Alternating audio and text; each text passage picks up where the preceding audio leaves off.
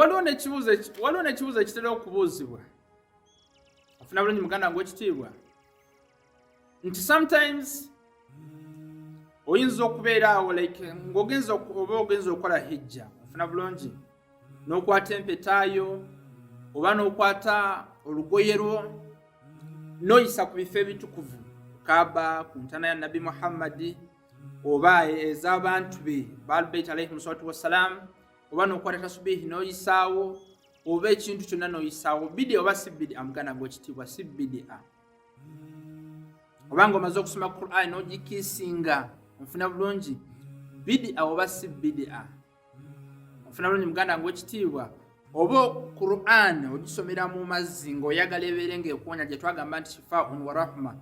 kisa era ddagala muswati al-Isra aya 82 ebyo byonna bidia oba si bidia muganda ng'owekitiibwa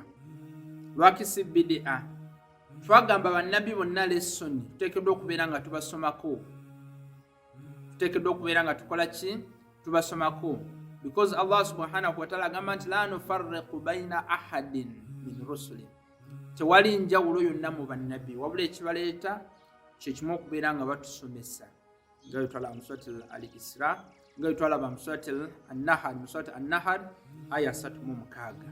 funa bulungi Nabi Yaakub alayhi salatu wassalamu aziba amaaso ng'akabira mutabanyi we Nabi Yusuf alayhi salatu wassalamu watu agamba nti baganda bakola olukolo okumutta muswati Yusuf mujuddemu eyo story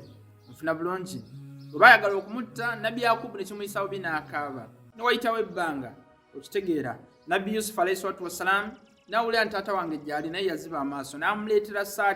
esaati gye yasikira okuva ku bajjajjaabe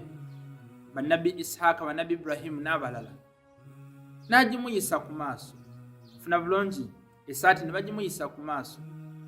ne bagimuyisa ku maaso eyo esaati Allah subhanahu wa ta'ala agamba mu surati Yusuf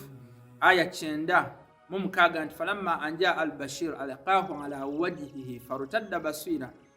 funa bulungi amawulire amalungi we yajja n'amuyisa saati ku maaso n'addamu n'alaba n'olwekyo ye saati waki yagimuyisaako because yalina emikisa egy'abajjajjaabe nga bagikutteko bannabi ab'ebitiibwa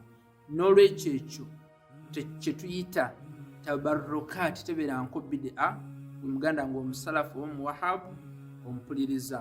ofuna bulungi muganda ng'ekitiibwa era kyekyo ekimu ekyo nti omala okusoma Qur'an olw'ekitiibwa kyayo osobola ogikiisinga oba n'ogiyisa awakuluma si bidia because Qur'an shifaa'un wa rahmatun lilmu'minin ddagala era kisa eri abakkiriza bonna nga n'abafu mwebali era bwe tubasomera dduwa era nabo basigala bafuna emikisa gyayo afunye nsaba beere ng'osharingira omulala.